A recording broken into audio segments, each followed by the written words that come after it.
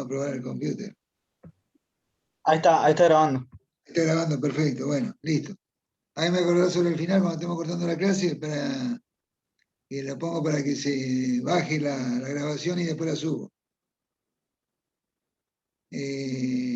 Waiting room ahí esperando uno solo. Que sea uno de nosotros. Bueno, a ver, vamos a desaparecer ahí. Entonces, el Producto Bruto. Ya vamos a ver qué es el Producto Bruto, ahora enseguida lo repasamos y vemos. Producto Bruto general, Producto Bruto per cápita. Yo les decía que es importante saber no solo cuánto producimos, sino cómo varía la tasa de producción, porque yo les pregunto, ustedes tienen un ingreso determinado. Tienen un ingreso determinado. ¿Me escuchan? ¿Están ahí? Sí, profe. Sí. Tienen un ingreso determinado y de golpe ocurre que ese ingreso alguien viene y se lo roba, se lo saca. ¿Ustedes estarían conformes con que le roben el ingreso que tienen, lo que tienen para comer, lo que tienen para vestirse, lo que tienen para vivir? Seguramente no, estarían muy enojados. Entonces, yo que le robé le digo, no, pero esto es para darle al compañero del banco de al lado que no tiene lo necesario para vivir. Y bueno, pero vamos a producir todo un poco más de donde estamos nosotros para que él tenga que vivir y no que me robe lo que yo tengo para vivir yo. Entonces, es mucho más fácil repartir el excedente, la nueva producción, que repartir lo que ya se está produciendo. Es más fácil que haya más comida en la mesa que sacarle comida del plato que está sentado al lado mío. Entonces, se mide, la actividad económica se mide por cuánto produce un país y cuánto aumenta, cuál es la tasa de crecimiento de esa producción. Después hay otra duda que nos cabe también, siempre queda, es si lo que produce Brasil es mucho más que lo que produce Argentina, que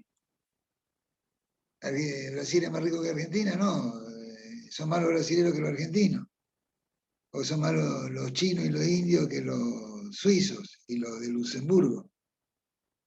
Entonces, esto se soluciona trabajando con el PBI per cápita, dividiendo el PBI total por la cantidad de habitantes, tenemos la producción por habitante, y eso es lo que comparamos. O algún otro agregado. La eficiencia productiva. La eficiencia productiva, que dice eficiencia caótica, asignación y distribución de recursos, eliminar distorsiones de precios, mayor participación del mercado. La eficiencia productiva es la panacea del mercado, la óptima asignación y distribución de recursos. El mercado, por sí solo, si yo soy muy especialista en producir algo que es difícil de producir y costoso para producir, seguramente ese producto va a ser apreciado en el mercado y va a tener un valor mayor de realización y yo voy a obtener un mayor ingreso de la venta de esos productos. Eso es lo que pensamos. Entonces, ¿qué es lo que me conviene? ¿Qué le conviene a ustedes?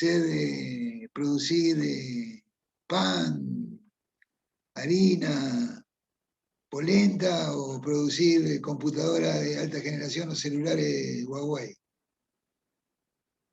¿Qué le Y conviene? en este país se consume polenta nomás, así que lo mismo. Sí, pero está bien lo que vos decís. En este país no está bien. Es el mercado que Yo más tenemos clientes tiene en este teléfono, momento. vos y yo tenemos teléfono un poquito más lindo que la polenta. Seguramente. Pero no lo pongamos como ejemplo, no lo pongamos como ejemplo porque tomémonos que somos un accidente de la realidad.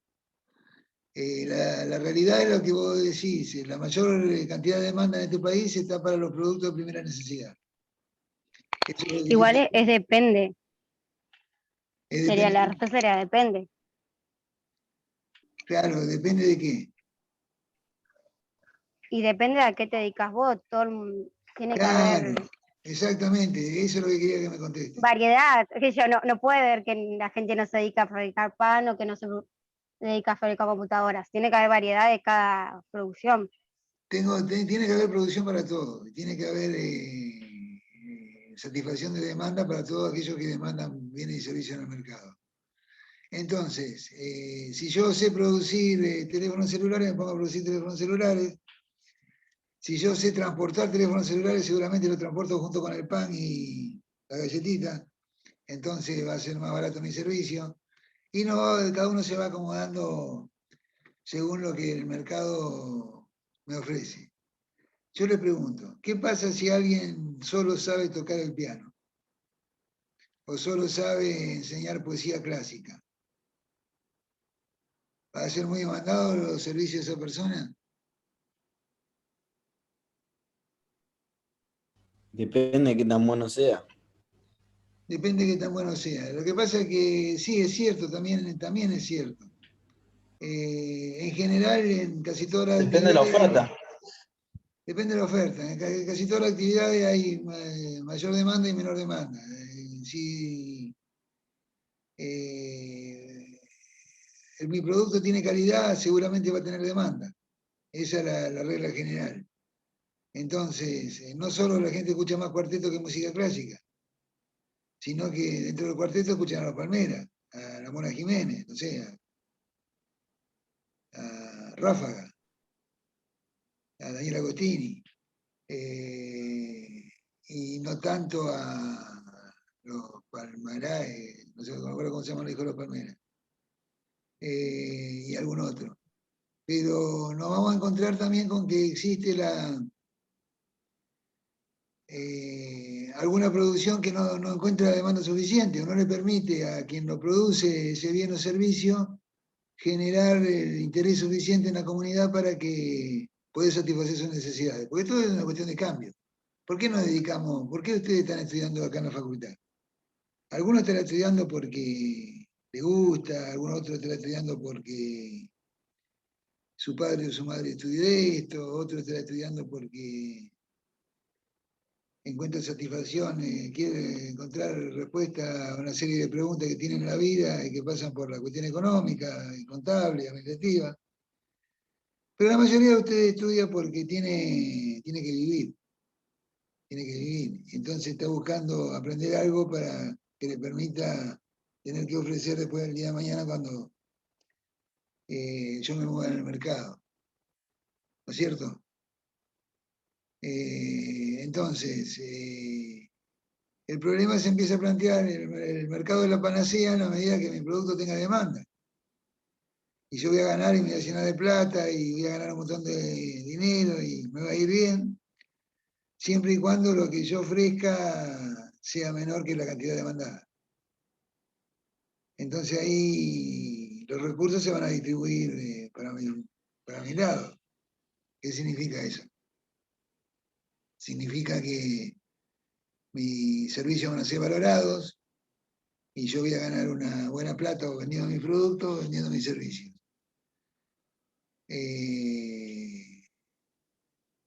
Entonces ahí hay una mayor participación del mercado y la cosa funciona bien. El problema es cuando la situación se invierte. Ya algo vamos a volver sobre el pleno empleo, sobre eficiencia productiva.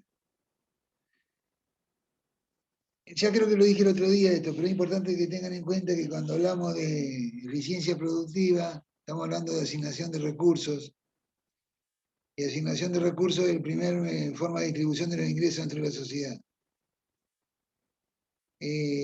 Cuando se acuerdan, en la introducción a la economía, probablemente ustedes vieron un cuadrito que está en el libro de Mangio, me acuerdo también, un cuadrito del mercado. Entonces, en el mercado participan quienes trabajan en la unidad de producción. O sea, yo produzco de 8 a 12, 16 a 20 y consumo de 12.01 a 15.59 y de 20.01 a 7.59 de la mañana. Entonces, mejor sea la remuneración que yo recibo por lo que hago, o la retribución por los precios de los productos que vendo, mejor va a ser mi posicionamiento en el mercado. Y mejor va a ser mi asignación de recursos. ¿Cuándo?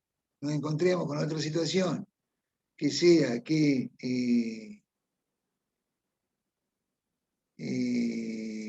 el mercado, no el mercado, nos encontremos con la situación de que no se demandan los suficientes productos, menor va a ser mi retribución en el mercado y mayor mi necesidad de tener otros bienes y servicios. Por ahí pasa un poco la cosa de la eficiencia productiva. Decíamos del pleno empleo. Ahí vamos a ver en un ratito qué significa pleno empleo, que es básicamente garantizar trabajo que permita satisfacción de necesidades. O sea, aquel que quiere satisfacer sus necesidades y sabe hacer algo, lo puede hacer produciendo los bienes y servicios que sabe producir, y con el producto de ese trabajo satisface sus necesidades. Hay un desempleo cíclico en el corto plazo que tiene que ver con los movimientos del mercado, y un movimiento más estructural en largo plazo que tiene que ver con la conformación, la estructura del mercado. ¿Qué significa esto? Significa que el movimiento cíclico de corto plazo tiene que ver con el desempleo estacional, tiene que ver con la mayor y menor nivel de actividad económica que derivan del ciclo económico. El desempleo estructural es cómo se prepara el país para producir. Yo alguna vez recorriendo, paseando un poco por Madrid, me parece que era, me empecé a preguntar, eran las 6 de la tarde y era una joda viva, y no era día de fiesta. Era un lunes, martes, miércoles, no sé, un día de semana común, un horario común, y la gente estaba en los bares tomando. Yo decía, también no te levantaste temprano y trabajar a media temprano. El día siguiente me levanté a las 6. Me levanté a las 6 y fui, desayuné y fui a la calle. No había nadie. Ya van a llegar a las 8:30, 9, 10. Laburaban de día a 1, a la 1 cortaban, iban a almorzar, volvían a las 4 y a las 6, 6:30 iban al happy hour. Entonces dije, acá hay alguna cosa, estos países son los que más acumulan. Acá hay alguna cosa rara. Y la cosa rara es que en su momento se armaron con estructuras productivas eficientes, que generan una alta productividad, un alto valor agregado, y le permite tener una renta diferencial. Vamos a ver algunos indicadores de empleo, ahora en un ratito lo vemos. Decíamos que tenemos que buscar la estabilidad del precio, mantener el nivel de precio cuidando la inflación. La inflación es todo un tema, lo van a ver en algún momento en clase también. Distribución de la renta y la riqueza, reducción de la diferencia entre renta alta y baja a través de impuestos progresivos, gastos de transferencia, etc. Uno de los grandes problemas que tiene la economía es la injusta distribución de la renta. Injusta o la desigual distribución de la renta. No digamos injusta, digamos desigual. Digo porque lo injusta implica un juicio de valor que para muchos la renta puede estar bien distribuida en función si dice, no, si cada uno tiene trabajo en función de lo que sabe hacer y cobra en función de eso, que no era mi injusta. Para discutir esto. Yo, algunas pinceladas. Hay un gran, no es economista, un gran pensador argentino que se llama Carlos Tevez, juega en Boca, que una vez, hace un par de años, ingresando a un hotel en Formosa, iba a jugar un partido amistoso en Formosa, en un hotel 5 estrellas, que hay en el medio de un barrio, una villa de emergencia, un barrio de casas precarias. Mirando las dos realidades, dijo, qué injusta que es la vida. Y ahí pintó muy bien la ley, el coeficiente de Gini, la distribución del ingreso y todo ese tipo de cosas. ¿Qué nos encontramos? Nos encontramos con que lo importante del coeficiente de Gini no es que si se acerca a 1 mejora la distribución de la renta y si se acerca a 0 empeora la distribución de la renta. Lo importante del coeficiente de Gini es que me marca la diferencia entre el ingreso promedio y los extremos. Entonces, si todos ganamos poco, todos ganamos poco. Y es menos violento que si se produce en la otra situación, en el otro extremo, que es, a ver, esperen que lo quiero llevar más arriba.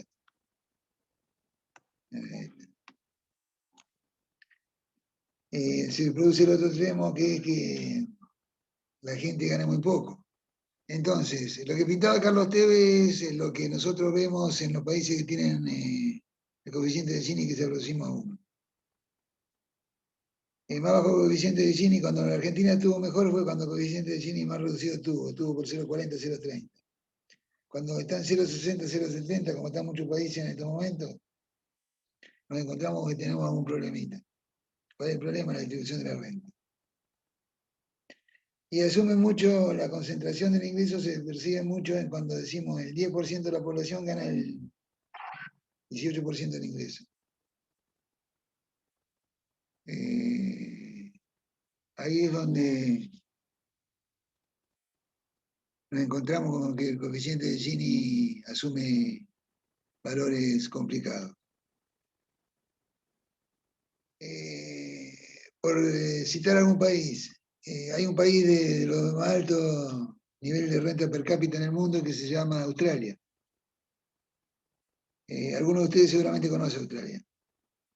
En Australia vemos progreso, vemos confort, vemos altos niveles de vida, pero no vemos altísimos niveles de vida. No vemos grandes diferencias entre lo más bajo y lo más alto. No vemos grandes diferencias entre el promedio y lo más alto.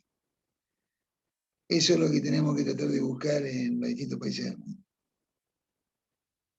Y finalmente, un capitulito, cuando analizamos la cuestión económica, que no es esta economía que estamos viendo acá, no es la economía del corto plazo, la economía, la microeconomía, la economía de la empresa, la economía del estudio contable, la economía que analizamos el monotributista, es la economía agregada, la economía, las cuentas nacionales. Lo último que vemos, decíamos, el equilibrio de la balanza de pagos. Reducir el déficit exterior a mediano plazo, proteger divisas, indicadores. Bueno, ¿qué es reducir el déficit exterior a mediano plazo? Que el país tenga generación mediano, ahí está bien el error. Que el país tenga divisas suficiente para importar lo que tiene que importar y endeudarse en lo que tiene que endeudarse. Y si le sobra para tener reserva, mejor, pero por lo menos eso. Entonces debemos proteger la divisa que tenemos para esos fines y hay una serie de indicadores que se utilizan para eso. Un ejemplo. Sí, niña. ¿Puede volver en la anterior? Sí, Que me ahí quedó está. una duda de un concepto. Ahí la tengo. Ahí donde dice actuar contra el desempleo cíclico Sí, y en contra el corto plazo estructural. y estructural en largo plazo. Ah, ¿Qué gracias. significa? El desempleo estructural es el que yo le mencionaba, que tiene que ver con la conformación de la estructura económica. El largo plazo, en economía, el corto y largo plazo no se mide por tiempo, sino por variabilidad de factores. Esto ustedes lo deben saber ya. En economía a corto plazo es cuando por lo menos uno de los factores permanece constante y todo lo demás permanece variable, o alguno es variable y todo lo demás son fijos. Y largo plazo es cuando todos los factores son variables. Se lo asimila por una cuestión de que se habla de corto y de largo en años. A corto plazo habitualmente son análisis de un año o menos y largo plazo son de más de un año. Y en general son de 5 años por lo menos los análisis de largo plazo. El desempleo cíclico decíamos que se produce, que tiene que ver más con la variación lógica de la producción. Acá no es que los mercados se ajustan por sí solos. Los mercados se ajustan por sí solos invariablemente sin ningún problema. Los mercados se ajustan en el plazo. Hay permanentemente, hay más demanda o menos demanda. Cuando se cosecha la soja hay más oferta de soja. En el largo plazo se equilibra el precio de la soja, pero hay más oferta cuando se cosecha, más demanda cuando entran en producción la industria aceitera de aceite de soja, y así va variando y en el largo plazo se ajustan los mercados. Ese es el desempleo cíclico. En cambio, el desempleo estructural es el que tiene que ver con que tenemos capacitada la cantidad de máquinas que tenemos que pueden producir en la cantidad de bienes y servicios que necesitamos y en el tiempo que lo necesitamos. ¿Se entiende la diferencia entre corto y largo plazo, Niña? Sí, sí, sí. Bien, Gracias. Profe, yo tengo una pregunta también. dale. ¿Vos sos Francisco? Sí. Sí, Francisco. ¿Cuáles son los indicadores del equilibrio de la balanza de Ahora poder? entramos a ver indicadores. Dale, dale. Repetime la pregunta con la duda que te queden al final de la clase de hoy o de la unidad. Anotátela porque es importante. ¿Cuáles son los indicadores importantes? Pero ahora vamos a ver el Producto Bruto, vamos a ver el Producto Bruto per cápita, vamos a ver la tasa de desempleo, vamos a ver el índice de inflación, vamos a ver todos los indicadores. ¿Estamos? Dale, genial. Bien, seguimos. Yo les decía que si el mercado funciona, se producen panaceas de estas que vemos en la facultad, como los grandes ejemplos de las... hay muchos libros escritos sobre el modelo Zara. ¿Saben qué es Zara? Zara es una cadena de tiendas españolas que se inició hace unos 40, 50 años en La Coruña, España. Está en todo el mundo. El dueño se llama Mancio Ortega. Es un señor que desarrolló un modelo muy exitoso de negocios. Y una de las... desarrollaron muchas empresas. Una de las empresas que desarrolló es que vende, en este caso, ropa de cama. ¿Cómo se llama los negocios que venden ropa de cama? No me acuerdo. Decoración de bazar. Exacto, decoración, bazar, dormitorio, todo ese tipo de cosas. Bueno, Zara tiene línea de mujeres, línea de hombres, de ropa, línea de niños, línea de adolescentes, y tiene una variante para amoblamiento del hogar, que se llama Zara Home. Están en todo el mundo, les decía, ustedes van por cualquier ciudad de Europa y hay una franquicia de Zara dando vuelta. Y tiene una medida muy linda. Acá este es el modelo exitoso de Zara, pero no es tan exitoso porque en términos de mercado, para todo el mercado, ¿por qué? Porque acá nos encontramos que en este Zara, que es uno de los Zara de Madrid, hay una persona durmiendo abajo de la ventana, en la calle. Esta persona no participa del mercado. Esta persona tiene hambre, esta persona tiene frío, esta persona está enferma, esta persona se enferma de COVID, se desnutre, tiene todas estas cuestiones. Entonces el modelo de libre funcionamiento, libre juego del mercado no es un modelo tan exitoso como por ahí nos intentan hacerlo ver.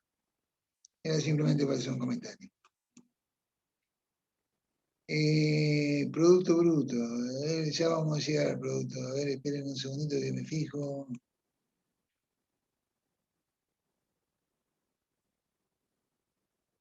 Esperen un instante.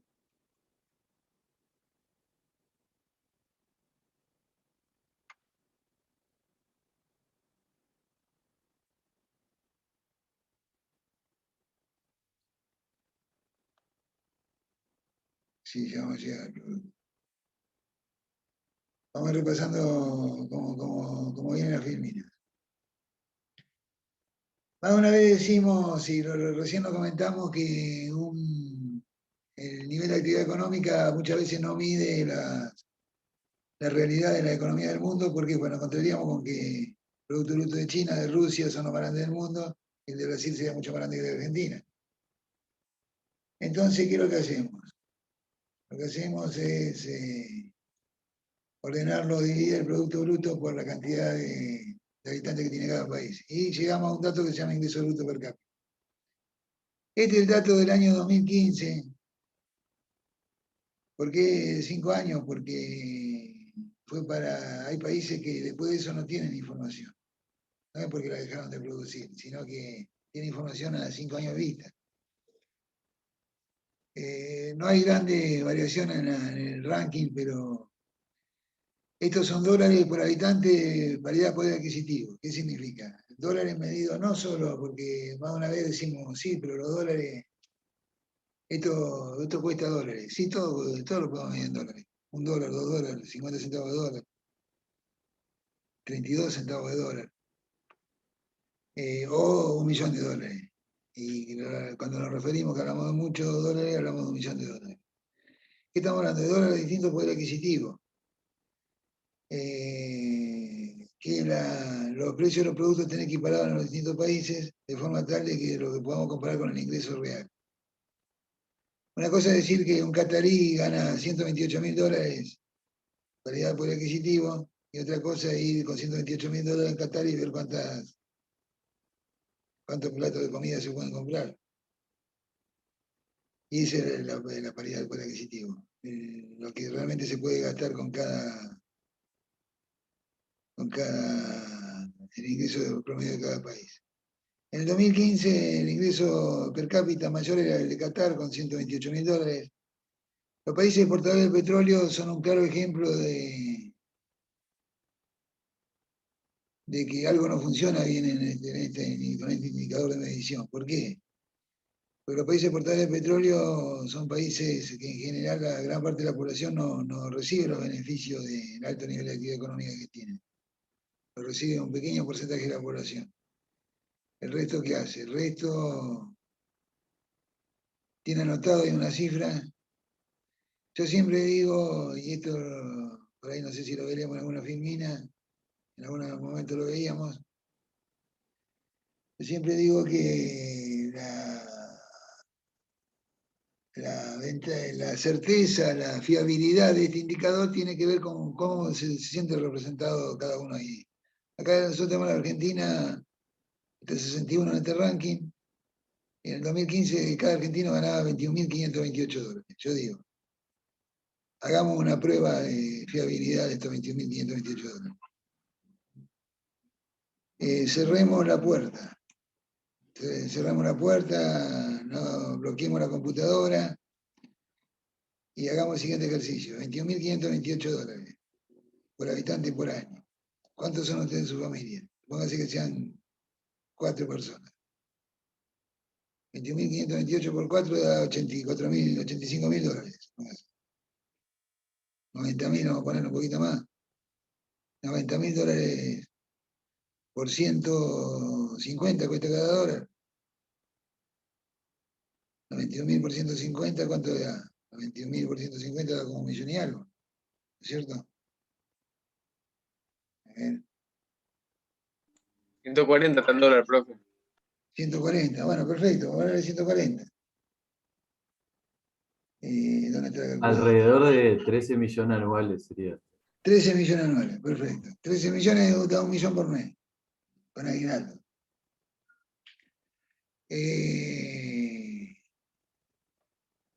Eso por persona. 13 millones por... No, era por sería las 5 familia personas, completa. por la familia completa. Claro. Dígame la familia de ustedes, a ver, no lo hagan público porque no quiero ser cómplice de un delito después.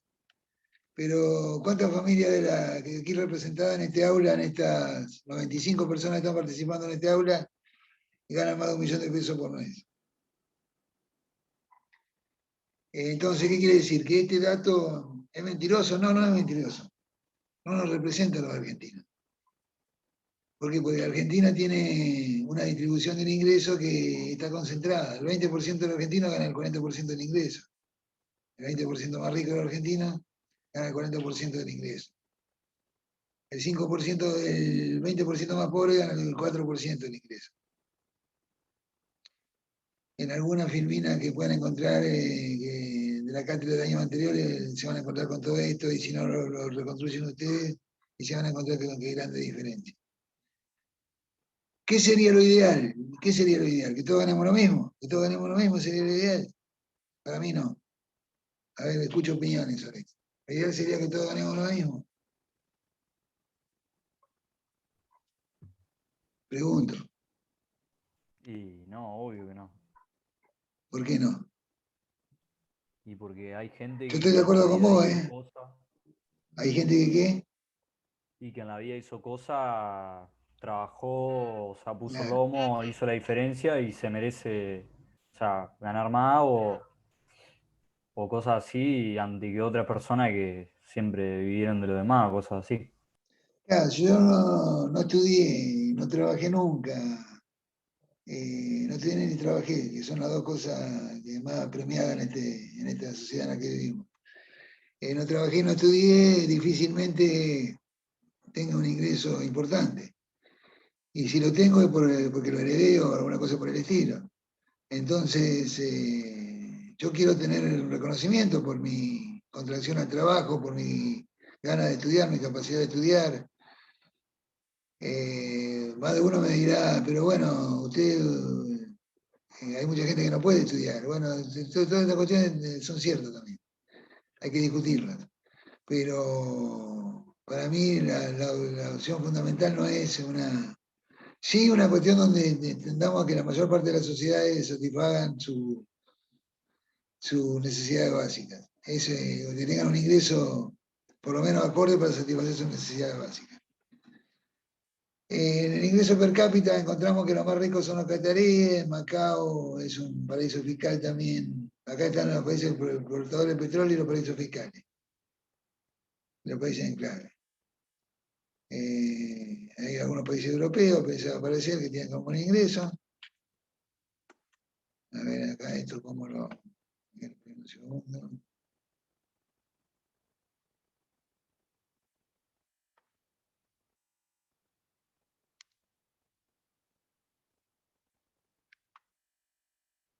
Luxemburgo es un país, un paraíso fiscal, tiene alto nivel de ingreso. Australia, yo antes les decía de Australia, fíjense, Australia tiene un alto nivel de ingreso, pero es la tercera parte que todos otros países, ahora 2 veces el 30% del ingreso que tiene los cataríes o los singapureanos. De todos modos, Australia es un ejemplo de desarrollo, ha habido mucho al amparo, ha sido beneficiado porque trabajó mucho dependiendo de la comunidad británica, el Commonwealth, el mercado común británico, lo favoreció comercialmente y ha crecido mucho. Con Australia vemos, Australia lo marqué como ejemplo también porque, entre otras cosas, muchas veces se dice que Australia en una época era un país competidor de Argentina y después con el tiempo lo fue superando. Claro, teniendo un padrino como Inglaterra, cualquiera lo puede superar. Donde se respira algo, sí, lo escucho, te escucho, niña. Por curiosidad, ¿qué es la Commonwealth? El mercado común británico. Ajá, El ¿de qué se trata? Reino Unido, o sea, Inglaterra, Gales, Escocia, los países que están alrededor de Inglaterra allá arriba en la isla.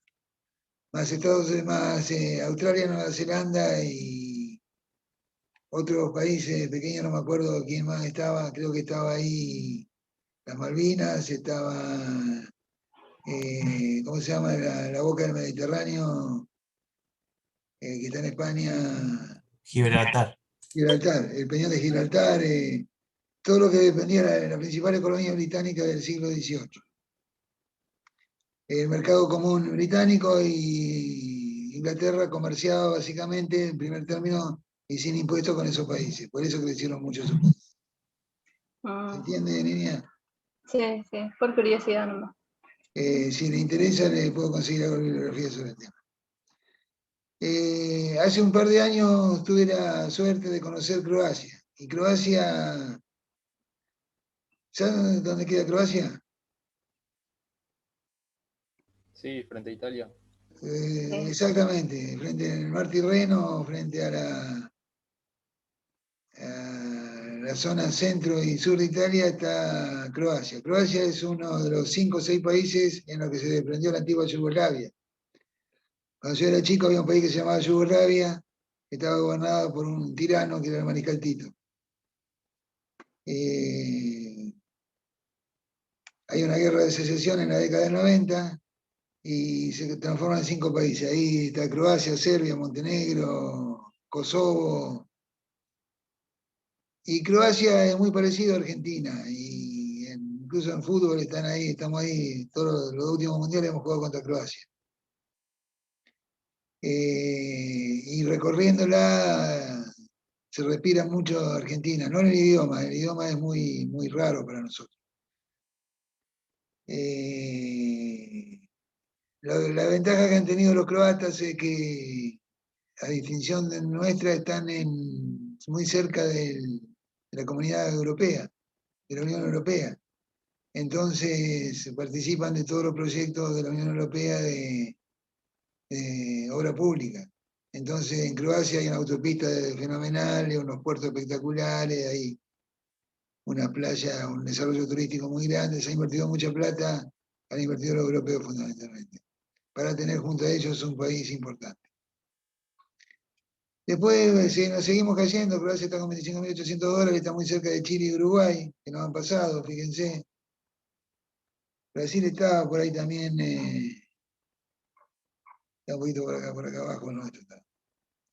Y finalmente está Argentina ahí en la mitad de la tabla con $21.528. Entonces es otra forma de ver, acá no aparece China, India, Rusia, Estados Unidos, Brasil, que son los grandes productos brutos del mundo. Aparecen los grandes productos brutos per cápita. Otra forma de ver la cosa.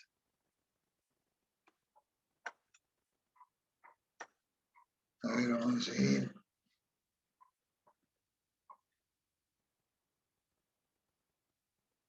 Esto vamos a dejarlo, lo que a mí me afecta lo que hacemos, y si me digo una cosa equivocada, haremos lo que claro. Esta es una frase, un comentario de Stiglitz. Joseph Stiglitz es un economista que ustedes lo tienen en la bibliografía, Premio Nobel de Economía, profesor en el MIT de Massachusetts de nuestro actual ministro de Economía, Guzmán. Ha estado presente haciendo lobby y dando su opinión en cuanto a hecho económico hubo en el mundo en los últimos años. Y en un momento dice, hay una gran discusión, yo les comparto a ustedes una discusión que hay a nivel mundial, que es qué es lo que mide la riqueza de las naciones, qué es lo que tenemos que tener en cuenta para medir. En una época había un diario en Argentina que se llamaba Ámbito Financiero que decía que un país era más rico o menos rico según la cantidad de gente que vivía en los countries.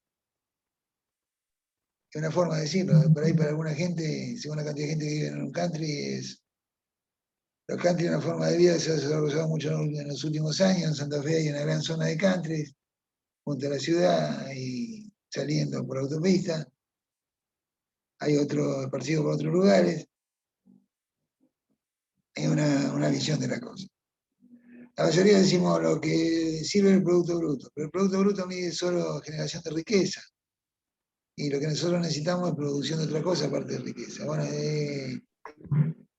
Stiglitz, este párrafo de esta filmina está puesta para que nos quede que sepamos que hay otra discusión también dando vuelta, que es cuál es la forma mejor de medir el nivel de riqueza de la nación, que no es solo el Producto Bruto. En esto están habilitados para investigar y desarrollar todo lo que quieran, que será bienvenido y aplaudido por la cátedra de distintas materias. En un momento, unos años atrás, esto ya tiene unos años, en 2015 el Papa Francisco dijo algo así. El Papa Francisco arremetió contra el absolutismo de la regla de mercado, el tiempo que ha pedido ante más de 200 dirigentes de empresas italianas agrícolas que se reestructuró el sistema de producción y distribución de la comida. Como nos han enseñado nuestros abuelos, con el pan no se juega. ¿Te acuerdas cuando el Diego dijo la pelota no se mancha? Bueno, con el pan no se juega, dijo el Papa. Esto tiene que ver con que el mercado será muy lindo, pero permitamos que todos tienen que tener acceso a su plato de comida. Hay mucha gente que no está de acuerdo con esto que dice el Papa, tiene todo el derecho del mundo, no está de acuerdo, es una discusión muy grande que hay también. Yo lo dejo planteado. El pan de alguna manera participa en lo sacro del hombre y por lo tanto no puede ser tratado como una mercancía, como el Papa.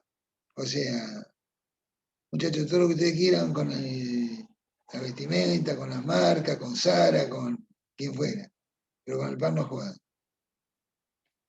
Para la cultura del cártel del despilfarro no se juega.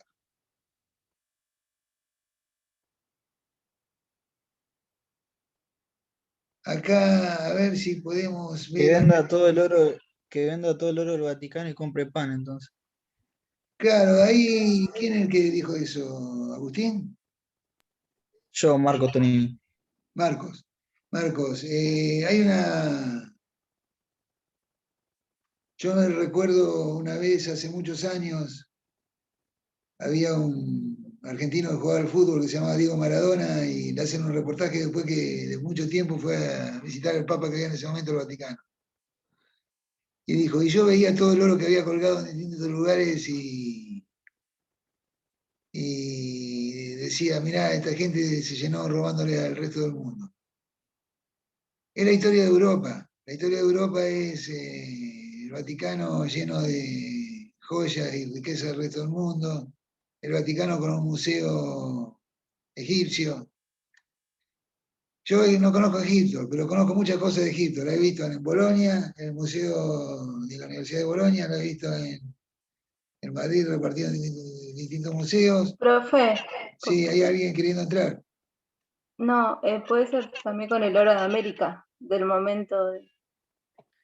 En su momento, cuando Colón vino a América, no vino buscando a los americanos, vino buscando oro, tenés Sí, razón. pero se llevó oro. Así que... Se llevó lo que vino a buscar, se llevó oro, exactamente. Entonces, es cierto Acabamos que también, profe, que la iglesia también toda la vida acumuló riqueza. sí, yo soy respetuoso de las cuestiones de los credos y todas estas cuestiones, pero algún momento la iglesia tiene que dar explicaciones de un par de cosas que ha hecho. O de golpe algunos dignatarios de la iglesia dejaron que desear con su comportamiento, si queremos no generalizar. Pero bueno, son temas para tener en cuenta. Cuando entren, vean a ver si pueden abrir este video, estos videos, a ver si podemos abrir alguno. Que a mí me gusta. A ver. Yo quiero compartir otra pantalla, a ver si la puedo compartir la pantalla.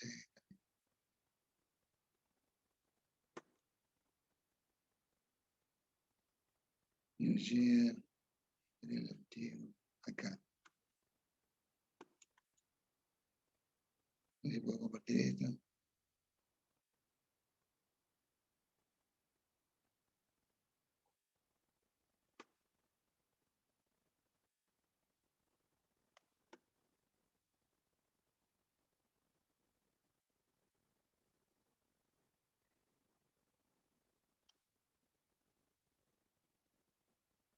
¿Ustedes están viendo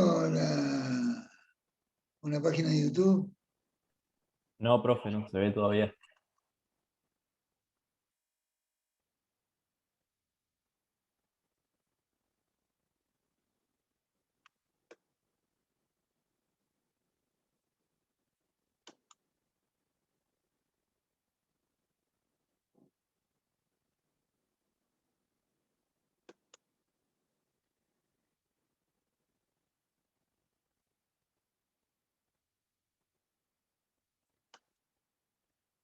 A ver, ya estoy desistiendo de la idea porque estamos perdiendo mucho tiempo.